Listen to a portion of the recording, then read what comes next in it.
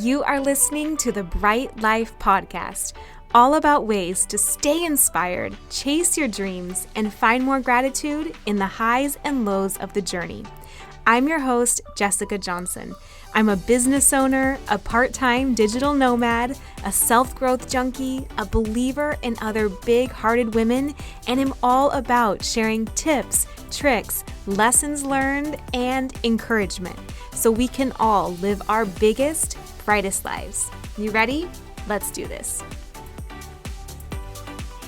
Hey girl, hey, welcome to today's episode. Today I want to talk about little manifestation hacks to bring your dreams to life. And let me give a caveat because manifestation is thrown around a lot. It can sound a little woo-woo. So this isn't like a talk about how to bring your dreams to life without doing anything. Of course, doing is part of the process. Of course, you will have to take action and you'll have to work through your fears and reframe any beliefs holding you back. That is all part of the process. But I personally believe and have seen in my own life that embodying and becoming your dream is also a part of the process. Because if you don't become someone who can hold the business, the success, the visibility, the wealth, the love, the relationships, it's really, really hard to hold that in your life. You know, like you can take all the actions and go through all the motions, but it's going to be really hard for that thing to come to you if you also aren't getting really comfortable feeling what it's like to have your dream in your life, whether it is the relationship or the success or whatever it may be for you. So a lot of my work, whenever I get clear on what I want to create next, is getting some clarity around what it will feel like and bringing that into my life as much as possible. And so today I want to share a few practices I use for literally everything. I used these from when I moved to New York City in my 20s and how I manifested that job offer to even my love, my husband. I had just gone through a slew of relationships in my 20s and I was so over it, but I held tight to this feeling of love and what I thought could be possible for me. And lo and behold, a month or so later, my husband ended up walking into my life and it feels like I dreamt it. So those are just two examples. I mean, I've used this in business, in finances, all kinds of things. It's part of my daily practice. So I'll offer a few little pieces to you as well, all right? And then I'd love to send me a DM or follow me on Instagram at Hi Jessica Johnson and let me know if you have any hacks as well. Like, is there anything that you do that you swear works and gets you in those good vibes? I'd love to know. Okay, so the first manifestation hack that I absolutely love is to get into the feeling of the thing you desire and feel it as deeply as possible. The key word here being the feeling of what you desire and not the obsession with bringing it to life. So I was reminded of this recently because I have this business goal that I have been trying to push and trying to force, and I've been trying to get there, and I've been obsessed with using all of my little manifestation, tricks and tips to bring it to life. And I had this realization of what I was doing that was kind of messed up. I was really using all the feeling of bringing this thing to life, of feeling all the feels, but I was shifting it from feeling how the experience would actually feel if I hit that business goal. And instead, I was obsessed with just proving that I could hit it. I got so focused on whether or not I was doing the right things to be able to say I did the right things and I created this result. So there's a difference. Like I just mentioned New York. So for example, because that was one of my first experiences with this before I even knew what I was really doing. So I always think of this example. But it's the difference between how I thought about New York. And for me, that was imagining walking down the Manhattan streets and feeling the fall autumn air and having bags in my hands because I was going up my walk up and passing people on the street and smiling and having a job in the big city and just feeling the energy of the city. Like I can still picture how that feels and what it looked like in my mind. And I would return to that all the time when I was envisioning bringing New York into my life. Now that would be very different than feeling all the feelings just to prove that you can make New York come into your life, right? It's the difference between falling in love with this feeling, falling in love with your dream, falling in love with how your dream is going to feel when it greets you, versus being obsessed with proving that you can make your dream get there. So that's my kind of caveat there, and something I have to watch in myself. So calling you out if that's something you've ever experienced, and if not, lucky you, good for you. But the first really big manifestation hack is to fall deeply in love with the vision of your dream. Picture how it would feel if it came to life. Picture how you're going to go about your day, how it affects your relationships, your energy, the people that you meet, the work that you do, the finances in your bank account, your level of stress, how that changes hopefully, or how your joy goes so much higher. Like, picture what your days are like.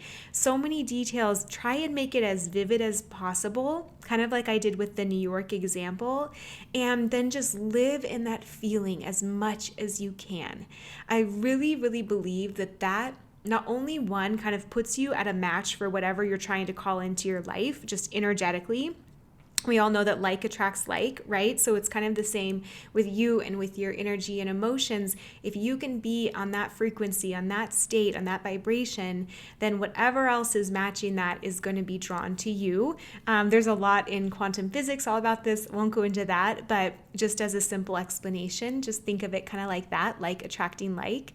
And so that's going to help you. And then the second thing is, when your dream comes, you're going to be able to recognize it because you're going to have been living in this feeling.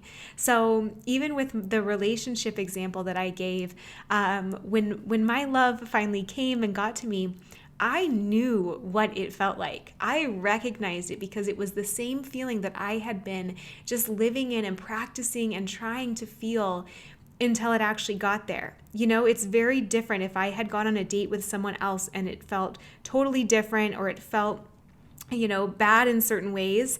I would have known right away because I was very clear on what my dream felt like.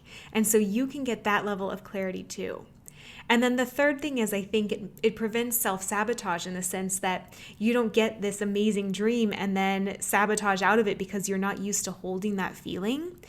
People talk about how lottery winners, a lot of times they'll win this amazing sum of money, but then it destroys their life oftentimes. They're not able to hold that sum of money and the attention and the eyes on them and, deciding all the financial do's and don'ts. But if they had been in the experience of having wealth and of having people who talked about money and how to invest it, and if they had been educating themselves on it, it would probably feel a lot different when they received it, right? And so your dream can be kind of the same, where you want to know so intimately what it feels like that when it comes, you not only recognize it, but you don't spook yourself out of it. You don't get freaked out by the love or the success or the business or the wealth or the joy or the happiness, right? There's a great book on this called The Big Leap, and it basically talks about how there's a little bit of acclimation that happens whenever you get to some new level in your life. And even if you want the happiness, if you haven't made time to get used to what that feels like and to feel safe feeling happy, you can do some weird things in other areas of your life to kind of undo it or kind of lower the bar, so to speak. So for you want to be in this feeling of your dream because you're going to be able to really be able to hold it when it comes. So that's the first thing, to get into the feeling of your dream and to focus on the feeling of it and go back to how good and amazing it feels, not like the goal of having it. That's a different focus than the feeling and experience of your dream being there. The second thing is to surround yourself with reminders of your dream. So this, again, might sound a little cheesy, but I swear it works. I've done it for so many things in my life. So whenever I'm like focusing on a dream, I'm honing in on something, and I have one for February that maybe I'll share after and do an episode on, but I do things like make playlists to put me in the energy of that dream all the time. I'll change passwords. I will have visual reminders, whether it's a vision board or a little mind movie where I play the images to one of my favorite songs. I will write down in my journal just as if the dream has come true over and over again. But that dream becomes front and center to my life. It always is. I'm always returning to that feeling of that dream coming true. And so the little things like the passwords and the visuals, they're not really the dream itself, but they remind me to return back to that place. And they give me that little spark of like joy that it's on its way to me. And so that is something that I will use all the time in any way that I can. And you can apply to whether it's putting a photo on your desk, or maybe you put a new wallpaper on your phone. Maybe you, I don't know, make a mind movie, make a Pinterest board, a vision board, or definitely the music can be so powerful to just really get you in that dream state. So those are all things that I love to surround myself with, the feeling of my dream and reminders of it coming to life and reminders of how it will feel. And then the third thing, my third favorite little manifestation hack, is to do everything you can to feel as if your dream is happening now versus still being some far off thing in the future. So what I mean by that is it's easy to imagine the dream business, let's say, and to think about it one day in the future, right? Or the dream love, and then it's one day in the future. But you notice what that does is it makes it still something that has a gap between you and that future dream. So instead, try and imagine your biggest dream as if it's here now. Imagine it as a present thing, whether it's the business, the finances, the freedom, the love, the joy, the fulfillment. Imagine it here now as a thing you are experiencing today versus something that still is this distant point in your future. And so because we've used the New York example through this episode, I'll bring that one back to bring us home.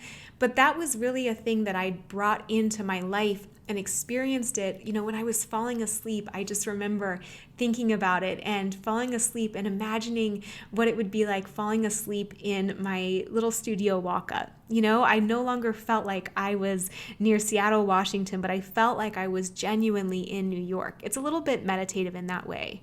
When I would drive in my car and get into the state of feeling that dream coming true, I didn't feel like it was this thing that would come true in 5 years. I didn't imagine an older version of me. I didn't imagine a different setting for my life, right? Like I didn't imagine having to have a different bank account or a different anything. I imagined it as if it was for me now. And I just think there's something about that that is so powerful because it collapses time or something, right? Like instead of you still feeling like there's a gap between you and your dream, you all of a sudden are sending out that signal, that like attracts like feeling of this is for me now. There's nothing I have to change about myself. There's nothing I have to fix. There's no reason I can't just experience this and get started now. So I just want to offer those to you. And again, I'd love to hear what else you use. I love to talk about this stuff. It's like my secret passion, this world of manifestation. It's not even really a secret, but it's something that, people are in different stages of their journey. So some people are open to it and some people aren't. And, no pressure wherever you are. Take what works for you, leave the rest. But I hope this just gives you some ideas using whatever language works for you, whatever you want to call it, to help bring your dreams to life and to feel them more deeply, and to be able to hold and receive them, to opt out of any self-sabotage around them, and to really just feel good too, right? Like it's a feeling that you can access now, is that what you start to realize. Like if you dream of the success, you can conjure up that feeling inside of you now.